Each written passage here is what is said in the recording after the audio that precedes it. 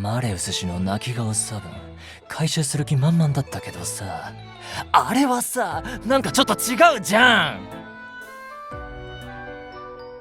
まさかマレウス先輩が学園中を巻き込んで癇癪を起こすとは。まったく人は見かけによらないな。トカゲ野郎の反抗期に巻き込まれるとは、完膚なきまでに叩きのめされてざまあねえな。僕たちに翻弄されるマレウス先輩を見るのは気分がいい。現実でもいつか勝ってみせるとも。